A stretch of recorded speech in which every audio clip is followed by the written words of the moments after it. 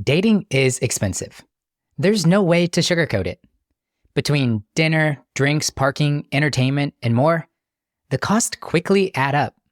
I was reading an article and they surveyed 2,000 Americans to find out the average person has spent $3,025 over the last year on dating. That's a little more than $250 a month.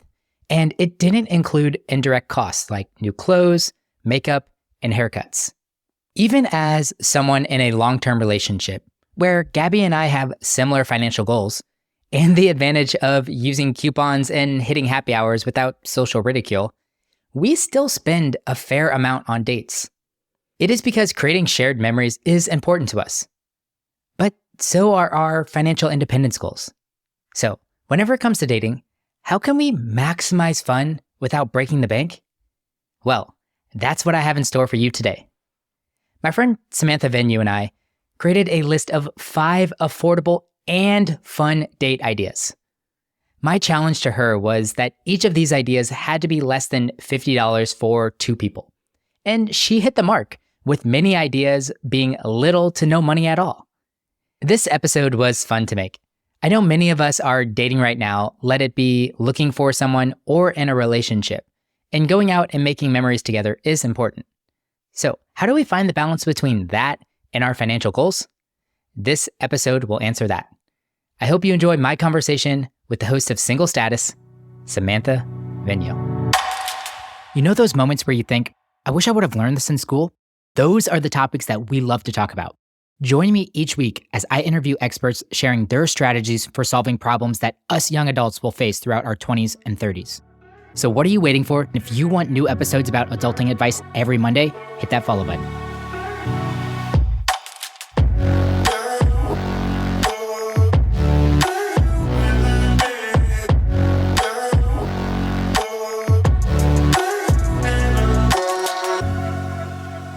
Samantha, let's get into the heart of today's conversation. And I love grand dates. Like they're awesome, fancy dinners, Broadway shows, like maybe even like helicopter rides, whatever, like you name it. It's really cool to like do these like grandiose things.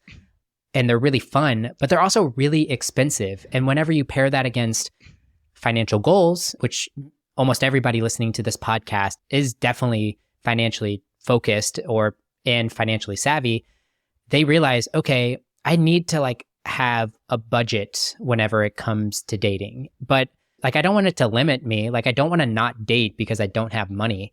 Or like me personally, I'm in a long-term relationship for 5 years. I don't want to not take my girlfriend out. Like, she deserves to be taken out and I'm going to, but I might have to be a little bit more creative and savvy whenever it comes to that if I don't want to drop, $500 on some kind of fancy dates. So the heart of this conversation, we're going to talk about cheap yet affordable and fun date ideas. Like we're going to like throw out a couple of ideas that we really love so that if people don't, maybe can't ball out on a budget whenever it comes to dating, we'll give them some ideas that they could potentially implement and it's not going to break the bank. But I want to start the conversation out with bad date ideas. And the context of this will probably be more on your side where it's like, I'm just now dating and like, this is maybe date number 1 through 5 with a new partner or with a potential person. Right. So what are some things like from your perspective that you're like, these should not be date 1, 2, or 3? Yes, I love this question because I am very passionate about this. And I think it is really a good one for anyone that, especially the guys who are typically paying for first dates. It's a good insight for you because you don't have to be breaking the bank on a first date. So personally, I have had bad experiences with dinner dates on the first date. I personally think that a first date or the first few dates should be more chill. And I know we're going to get to fun, cost-effective date ideas, so I won't give away what exactly I brought for that. But as far as I have had a bad experience on a dinner date, on a first date with a guy that I met on a dating app. And, I was excited. We went to this like fancy restaurant, it had like good food and he probably did spend like quite a bit on the first date. But when you're eating dinner on a first date, especially at a fancy restaurant, it can, one, be a little bit too intimate with someone that you don't even know if you're going to hit things off with them. You know what I mean? You don't know if this is going to continue. And with this particular date, it didn't continue, and we just didn't connect, you know? So then we had to sit the whole dinner together and have conversation. But also, I don't like dinner dates at first, because you're kind of looking at each other, chewing your food, and it kind of is gross. And on this particular date, he didn't like one of the desserts he had, and he like pulled it out of his mouth and put it on his plate. And for me, it was really gross, you know, because this isn't my boyfriend. This isn't someone I've been together with for a while. This is a first date. So seeing him drool his dessert out and put it on a plate, that was not attractive for me. I'm glad you were nixing dinner as like a bad first date, maybe even second or third date, to be honest. I think as a male, I hear a lot of my male friends talk about like, oh, this girl just like wants to get some free food. And I honestly always thought, like, is that true? Like, I don't know if girls really want to be locked into like a 1.5, 2 hour session with you. They probably just like want to grab a cup of coffee or go for a walk or something and just feel you out. Like, see if you're even someone they want to consider dating or like going on a second date with. And like, for me, it just seems like a very like locked in long-term commitment for a first date. Exactly. And I do think it's once you really get to know them after the first few 2-3 dates, I think a dinner date is like a, hey, we're getting more serious. A third date or a fourth date where, okay, I've really got to know you. We've been talking quite a bit. And you're exactly right. We're not out here trying to get free food on a first date, because honestly, there's a lot of anxiety that comes with first dates too. Just naturally, because we're like, we've never met this person before. This is, I don't know if we're going to hit things off, you know? So the last thing you kind of want to do is eat a really good meal with someone that you just met, because there is anxiety there too. So I'm always anxious about, what do I order? Like, that's a whole nother thing. And because you don't want to order something where like chicken wings or like tacos where it's going to be messy, awkward and messy, or a burger even, you know? So it's just a whole, I'm definitely one to, I don't like dinner dates on the first date for sure. Another one that I know we both agree on is like any date where you don't have the opportunity to talk. Like, I don't know why people do movies, even like concerts or like a sit down show or something on a first date, second, even third date. Like, there's just like, even me dating my girlfriend that I've been dating for 5+ years now, like if she's really stoked about a show or a movie, like we're going to go do that. But I want an opportunity to chat with her after or before or something. And I just like don't feel like these kind of venues give you that opportunity to really feel someone out, especially like how important that is on a first date. Exactly. I totally agree with that, because really you're wanting to see, do I have interest in this person?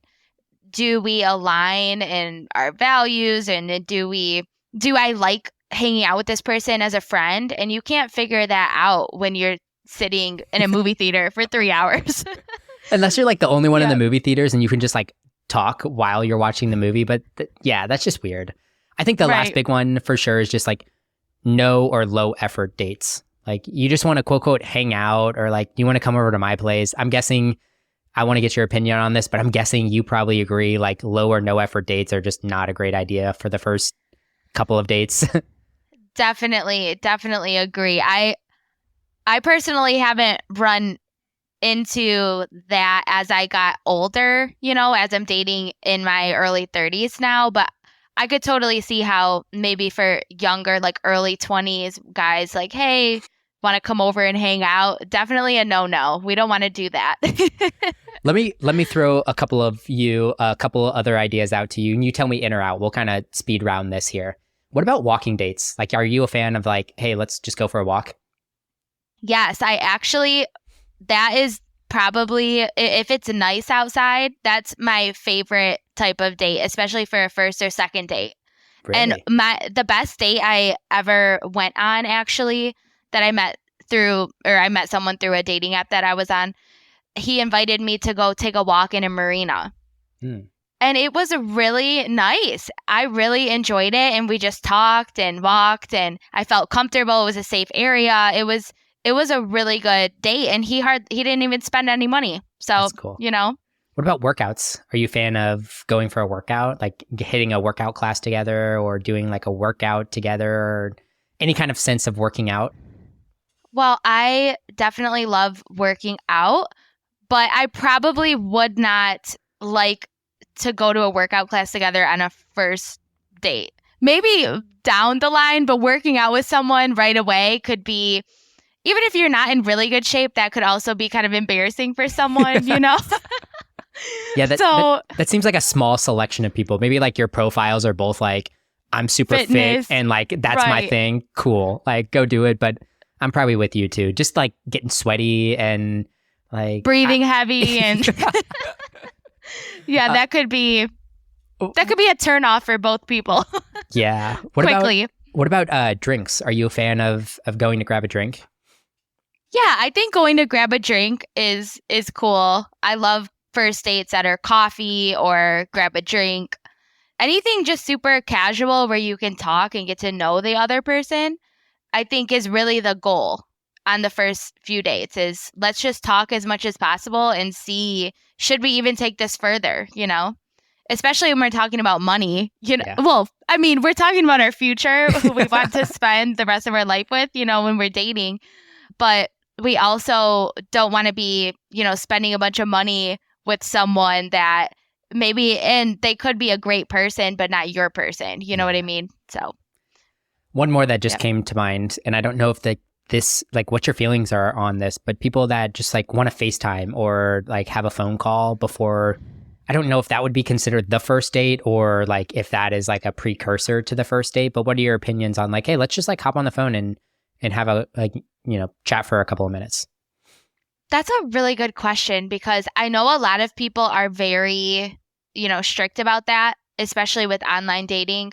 They want to have a video call first or talk on the phone first before a date. And I personally haven't done that too much in the past, but I am not opposed to it. I think it does kind of give you insight into the person before actually deciding to go out with them.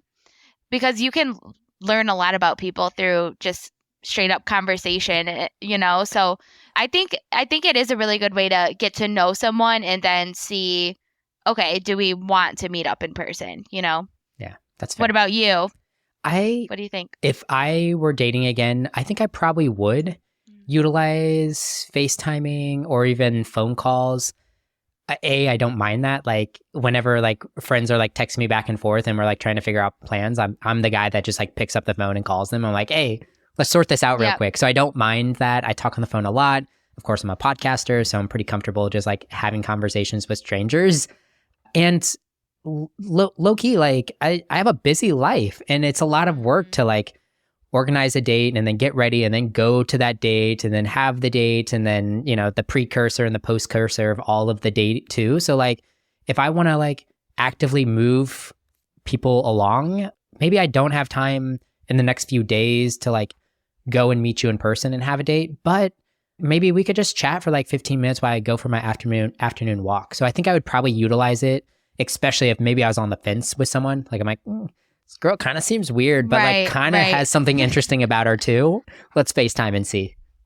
That's a really good point. And just one thing to add to that is I did notice that there are guys that I have been in conversation with from dating apps, and they really want to just talk about everything on chat or in text message.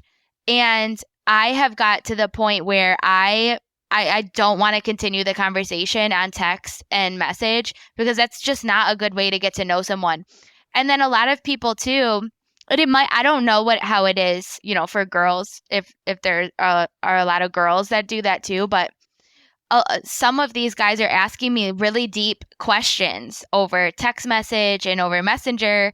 And it's just something that if I really am going to be in a relationship with someone, I would want to know these things in person. I would want to talk to them in person about deep personal things about your past and about your future and about your goals in life and all this stuff. I think those are things that even if it's over the phone, it's better than text message. Yeah. So I think we really, for men and women, it's really important that we are getting out of Messenger and onto the phone, onto virtual meeting, or going on a date and talking in person, because that's the best way you really get to know someone, truly.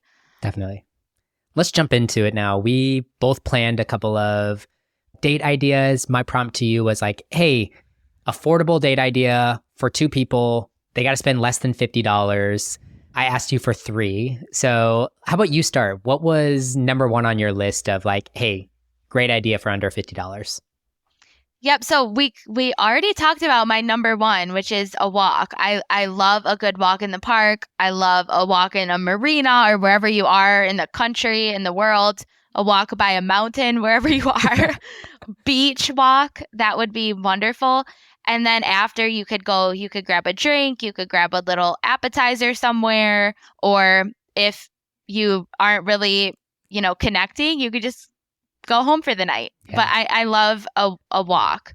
So I think some guys might hear that and be like, cool, I can do that. But also, does that seem lazy? Like for me, throwing a date idea out to someone, especially first date, just being like, hey, you want to go for a walk? Maybe a little unplanned. So like parameters around it. Like I'm guessing you pick like a good spot to walk. Like I'm not walking down the side of an intersection, just like yelling over cars. Like it's like Yes. pick a park and be like, hey, can I bring you nice to this place. park and we chat and talk?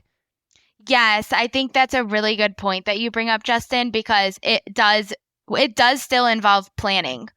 Whoever is asking the person out on a date, I think we should still be intentional about it and go to a nice spot, because again, the date that I was talking about earlier where someone asked me out on a walk, he was very intentional about it. It was this nice marina. We walked down the riverfront and then we grabbed a drink after. And he already knew where we were going to walk to get the drink. So Smart. he definitely planned it all out, and he even planned where we would park and everything. So I think that is really important. That's cool. My first one, maybe going on that too, was meeting around sunset. And I feel like I underutilize this so much, but there's something about a sunset that is just like cheesy yet a surefire way to just like hit romantic. And it's probably similar to walking. Like you could go for a walk, but like I'm probably thinking more park picnic type feel. And like every time I do this with my girlfriend, it's just like an easy slam dunk. Like it's like, like right now it's like, I don't know, 6:45 for sunset. And, I just like pack a couple of things in a book bag and I'm like, hey, can we go like lounge in the park and catch the sunset? And she's like, yes, I'm down. Nice.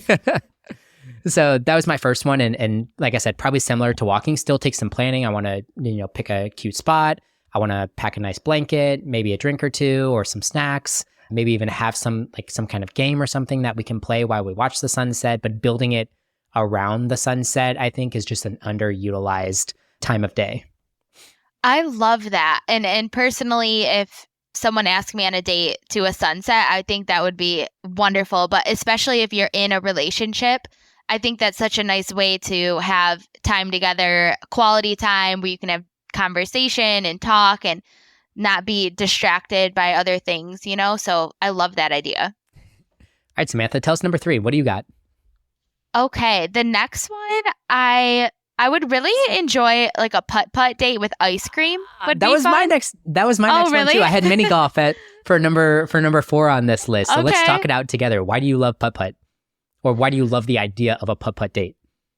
I think the first few dates, it's fun to do something fun and do something active, because again, it can be awkward, especially the first few dates. So doing something active kind of eases some of the tension and anxiety, and it's more of a chill setting. Yeah. And then you can kind of be goofy and stuff and see their personality. So I think that would be nice. And ice cream is, there's a lot of like vegan people now and stuff, so you never know. But and dairy free, but if you aren't dairy free and you aren't vegan, then it would be fun to get like an ice cream cone after, you know, because that's just fun, and then you can sit and talk and unwind. Yeah, Samantha, you just like hit a big one for me. So I love mini golf putt-putt for a couple of different reasons. I'm with you, kind of the built-in activity, even in a long-term relationship. Like sometimes we like are at dinner together and we don't have that much to talk about, and we're like kind of forcing conversation a little bit, but the movement and the activity of like something like that kind of naturally breaks it up a little bit, doesn't put so much pressure on like always having to carry a conversation, like what's next. And putt-putt's nice because each hole is like a different story. Like you like come up to the hole and you're like, okay, like every time you're going to have a break in conversation because you're like, cool, like what's the strategy on this hole? Or like, oh, that's a cool little installation there. Like it almost gives you a couple of good talking points throughout the whole activity. So I like it for that reason. Plus there's like something cool about, or something great about dating, doing some kind of like competitive yet like not actually competitive, because there's like how much skill is involved in putt-putt. Like I love a couple alternatives that I put down were like laser tag or going to an arcade or doing an escape room or going go-karting, kind of everything in this category of like, it could be competitive, but also it's not like I'm taking you rock climbing or we're going to golf or something where like there might be this huge difference in skill level. Right. That's a really good point too. It's just kind of fun and relaxed. And I love ice cream too. So like, honestly, we could probably end cap like every single one of these dates with ice cream. And I'm probably okay with that. Same here. Same here. All right. So we did that one together. What's your last one that you got? The last one I have is coffee date. I think definitely if you don't have a fun activity idea to do right off the bat, skip the dinner, skip the lunch, and just have a coffee date. I think you cannot go wrong with coffee. It's cheap, one, and two, you really get to know someone over coffee, just have, get to know them, and then you decide after, okay, do I want to see this person again or not? I think you can't go wrong with coffee. It's like the perfect first date. Yeah, and you can option.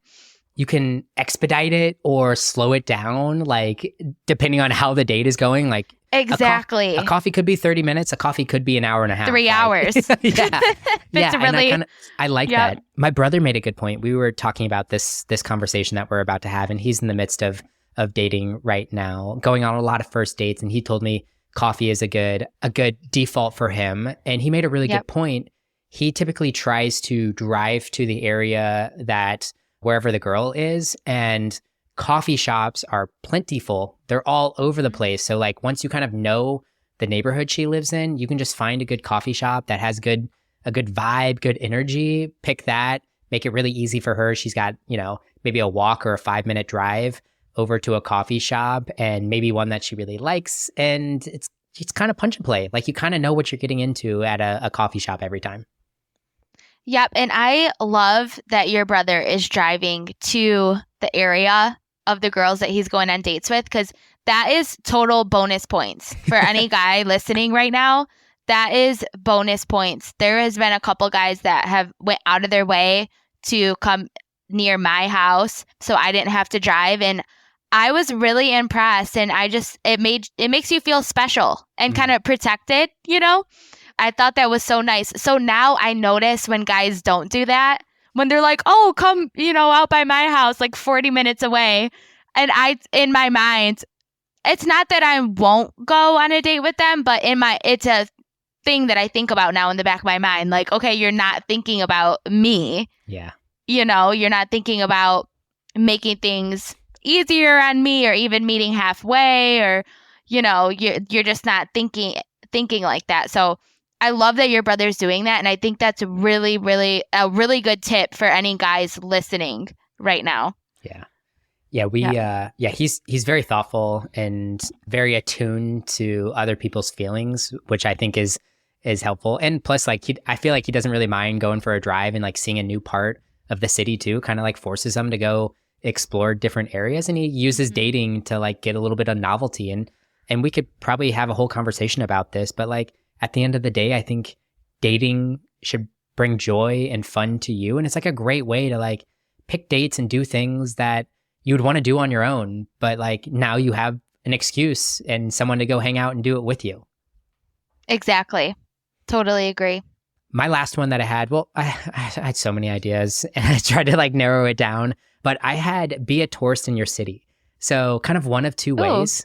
You could either show that person something, like you guys can both go do like the big thing in your city. Like here in Austin, it's bats. Like there's this bat flight that takes off like for like 8 months of the year. You can go and you can see all the bats go, or there's different murals that you can go and take pictures on and stuff like that.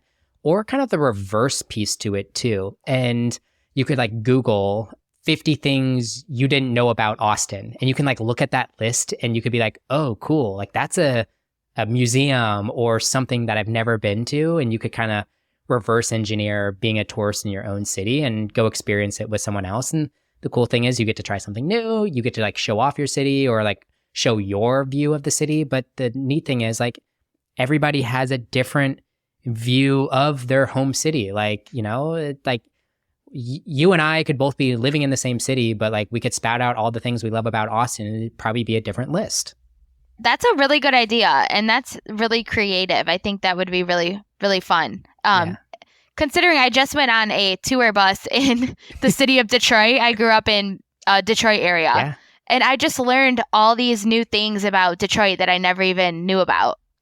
So that would be really fun for a date. My girlfriend and I did such a fun date a couple of weeks ago. We did a food tour in Austin too, in a couple of the places we'd already been to, but just like getting to learn some of the history of like how some of these restaurants and the founders of these restaurants, what came to be. Also like the history of how the food made it to Austin and like how it became, like how it got popularized was really cool. And we like walked, it was a walking food tour. So we like kind of did this like walking aspect in between each of the food spots. And we stopped by like 5 different places and he'd like point out architecture or like random nuanced things that like I'd walked by all of the time, but I just never really knew about it. So it was like such a fun date. And I love these like kind of built-in walking tours, food tours, bus tours, things like that.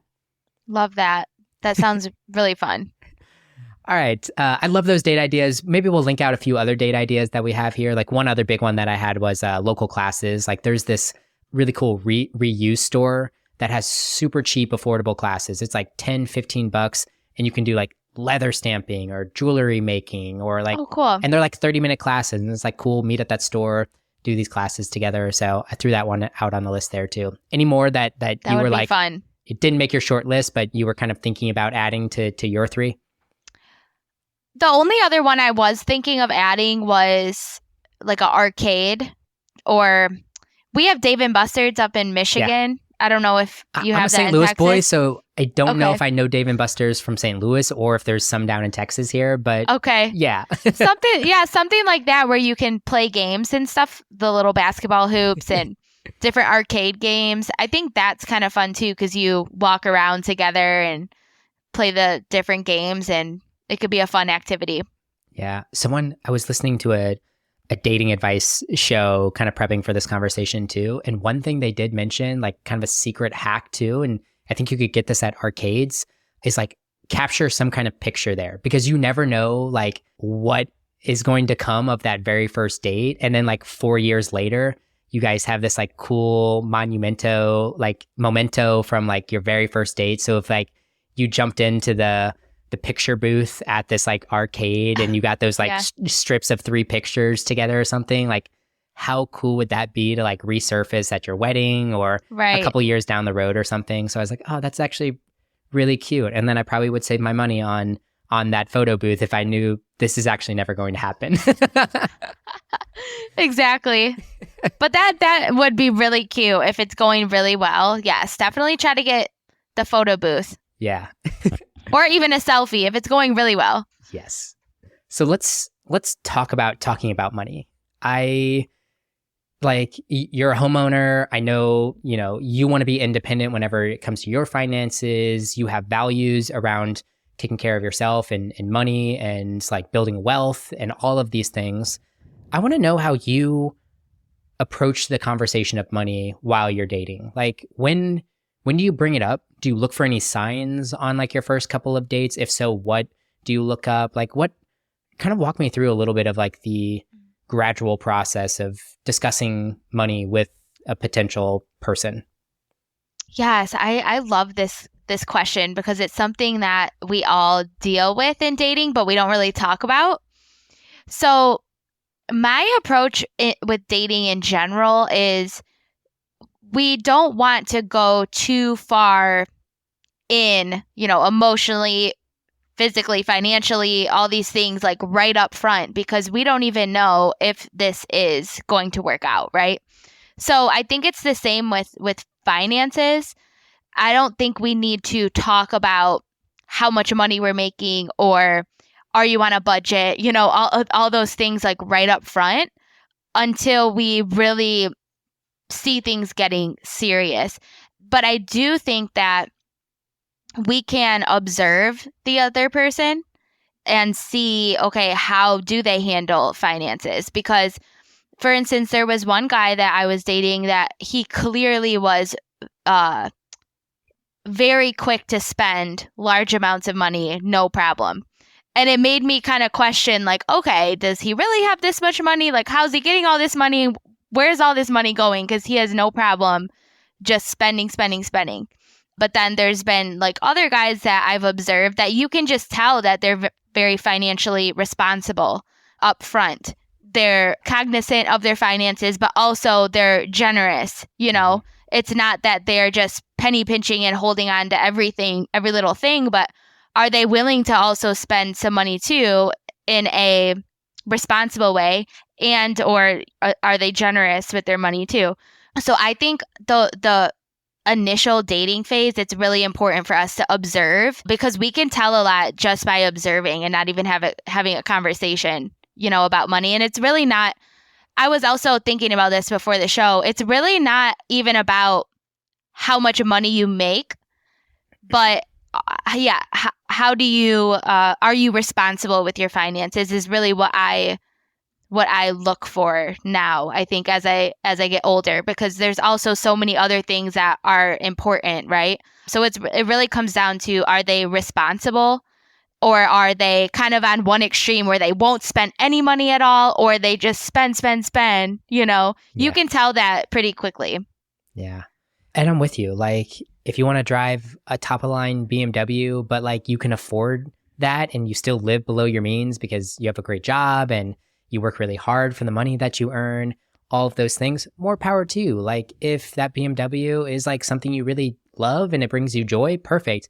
But at the same time, even if you're making a lot of money, but you're just buying things because of status symbols or you think you need to, or like you're over leveraging yourself and you are in a ton of credit card debt and student loan debt and you overbought a house and you overbought a car, like that's something at some point in the in some point of our relationship that I want to understand and I want to address, because at the end of the day, like I don't want to like take a huge load on from somebody that I don't feel like is capable or aware of what they're doing, but also doesn't want to grow in that area too, because finances are really important to me. And like I am working really hard to create abundance and wealth for myself so I can get back some of my freedom and my independence. And like I want to be like in my late 30s and not have to necessarily worry about where my next paycheck is going to be coming from. Like I want to be able to take off some time and go travel or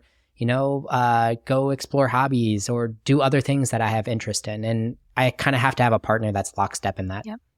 Yeah. And I love what you said about, are they willing to grow in this area? Because I think there's probably always one person in a relationship that's better with finances. Definitely. And that's okay. But I think it's just like any area of life when we're looking for a partner to spend our life with, it's the most important question is this person willing to grow? Just like, am I willing to grow? Are you willing to grow? It's the same with finances.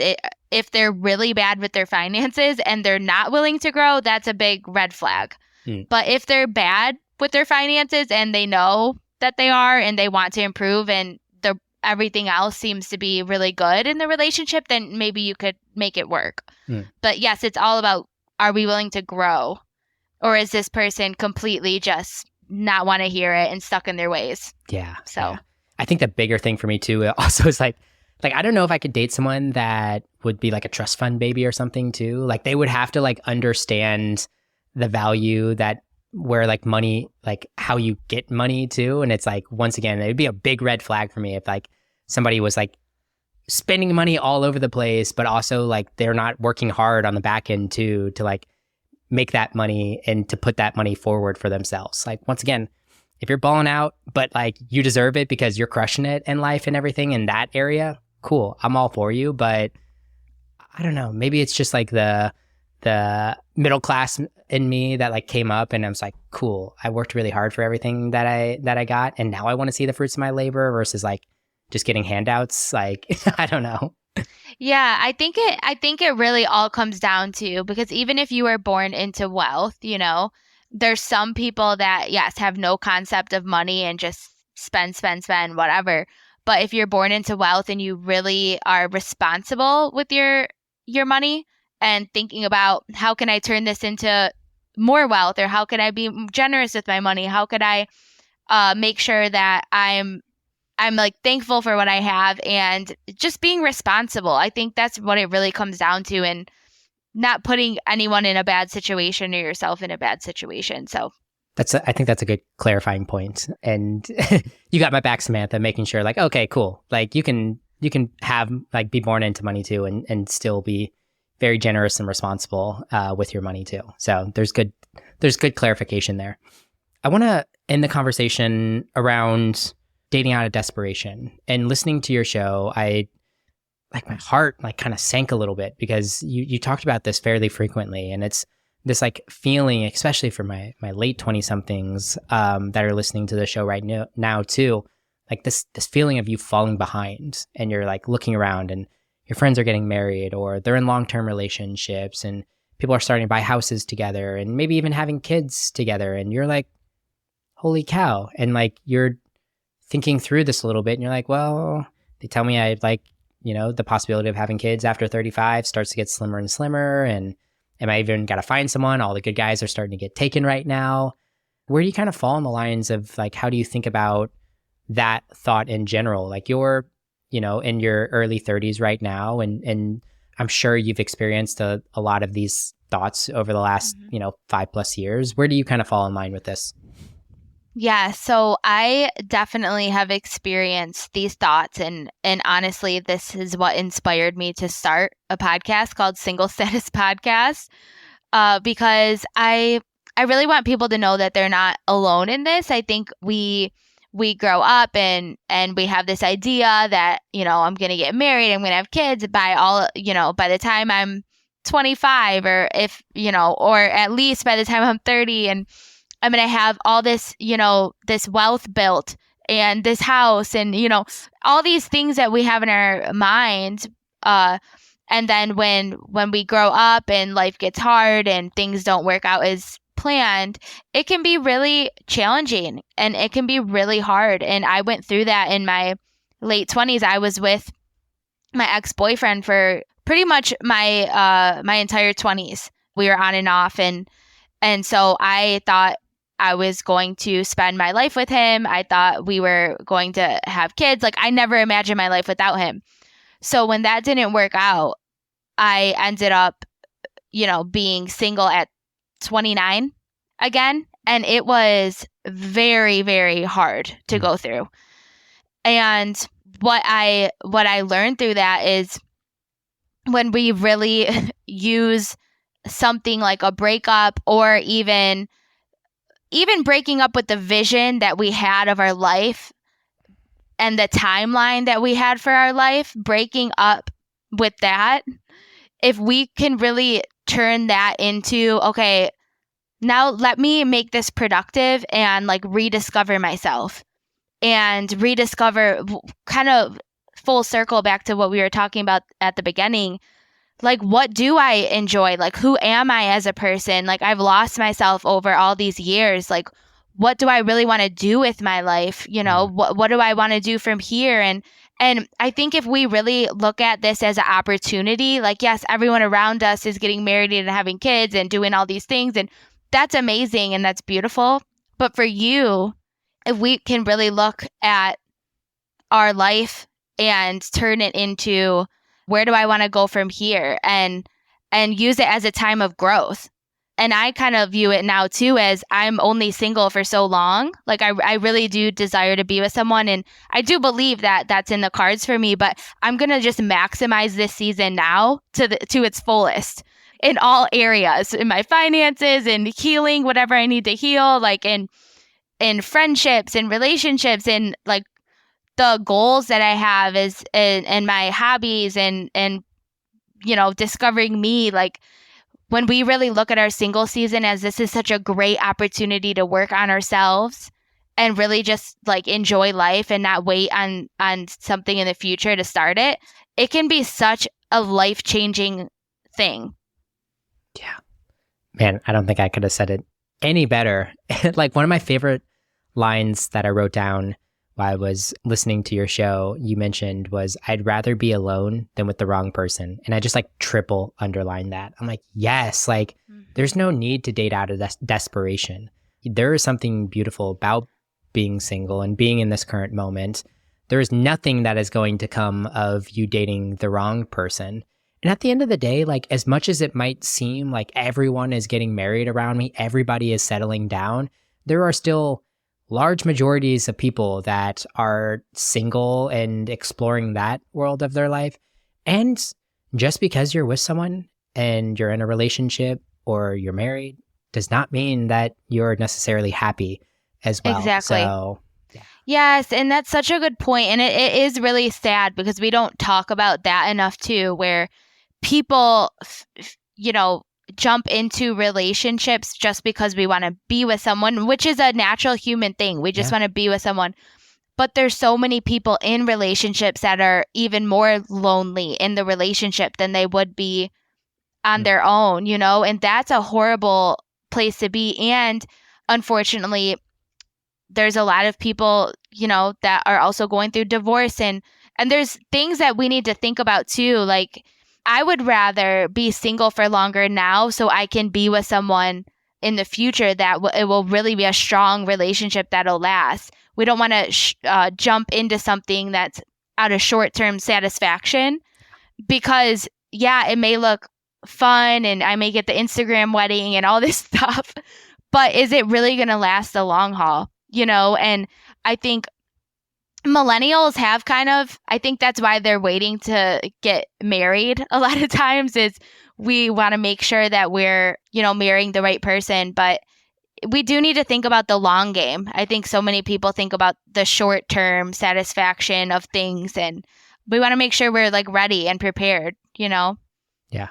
Yeah. Both you as an individual and you as a relationship or a couple too. Yes, definitely. So, Samantha, you explore this topic in depth on your podcast. You mentioned it, single status. So I'm guessing people can check that out on the podcast player that you're listening to right now. I'm guessing you're all over the place. Plus, you're very active on Instagram. You want to share your Instagram in case people want to connect with you there?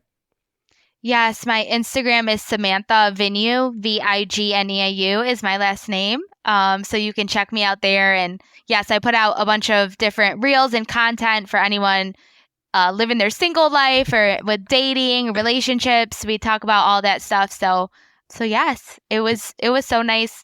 Yeah, you know, being on the show. You're so good on Instagram too. This like such relatable and thank you and funny content. Like, you're just like always putting a smile on my face whenever I see your videos. So you do a great job over there. Oh, thank you so much.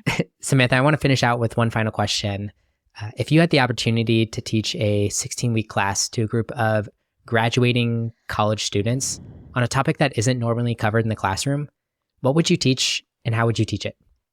Such a good question. I definitely would have a class on kind of what we already just talked about, like take time to get to know yourself, because so many people go through life so quickly, rushing through, got to check all these boxes, got to meet all these timelines. And then years go by and we realize that we don't even know who we are and we don't even know what makes us happy. And we won't know who's right for us if we don't even know who we are. Yes. So yes, if I was teaching a class to college students, it would be take the time you need to get to know who you are. What do you love? What do you enjoy? What did you enjoy as a child? What brought you joy as a kid? Like what are your values? What do you believe in? What do you want to do with your life while you're on this earth? Because we only live once. So do you imagine, I'm a student, I sit down first day in this classroom, I pick up the syllabus. Do you imagine a lot of the curriculum, the coursework is some of these reflective questions that you just mentioned there? Like, what brought you joy as a child? Like, what are your core values? Like, those would be things that you'd be walking them through and exercises you would have them do? Or is there other things that come to mind in terms of like actually executing this? And like, I am someone that hears Samantha right now and I'm like, I get it. I need to figure out myself and I'm single right now. Like, how do I mechanically actually do that? Like, I'm trying, help me out. Yes, I think that is step one, is literally just taking time to ask yourself these questions. Because I remember this was probably a few years ago before I started the podcast. I remember asking myself, like, what did bring me joy as a child? What was I like as a child? And I was very goofy. I was very outgoing. I loved, acting, performing, all this stuff. And I realized I didn't do any of that in my 20s. And literally it was after I asked myself that question, the next few years, I got really involved. I did a commercial last year on social media. Like, I've been able to really put my personality out there and just create like content creation. So the only reason I've been doing all this stuff is because I took time to ask myself these questions. But then I think practically we can start small. Like, what brings you joy, even if it's cooking? Like, literally just maybe you haven't been cooking lately and just start making meals twice a week, or even if it's I used to walk all the time and walking brings me joy. Like, start small. You don't have to do all these fancy, expensive, crazy things, quit your job, move across the country things. Just little things that bring you joy. It kind of brings you back to yourself. And then like over time, it's just this domino effect that happens in your life where all of a sudden you just start understanding more of who you are and growing closer to who you are. Very well said. I'd love to take that class with you. I think that'd be a lot of fun. Even me as a taken person right now, I think I would get a lot of value out of that class. So everybody, once again, this is Samantha Vigneau, host of Single Status. Go hit her up on Instagram too. Her links will be down in the show notes. Samantha, it was a blast. Thanks so much for coming on the podcast. Thank you for having me. And I love what you're doing out there on social media. I love your podcast talking to people in their 20s because the struggle really is real. So I love what you're doing. Keep doing it. Thanks so much, Samantha. Thanks for listening to the episode. As always, I appreciate your kind words. If you want to leave us a rating and review on your podcast player right now, that would absolutely make my day. If you want to find episode show notes, our blog, and other great resources, head over to tsirpodcast.com. If you have follow-up questions, an idea for a future episode, or just want to say hi, we have a contact form on our website, and those messages go straight into my inbox, and I promise you, I will reply. But all right, guys, I really appreciate you tuning in. I love you all, and you're not alone. Let's keep making it through our struggles together.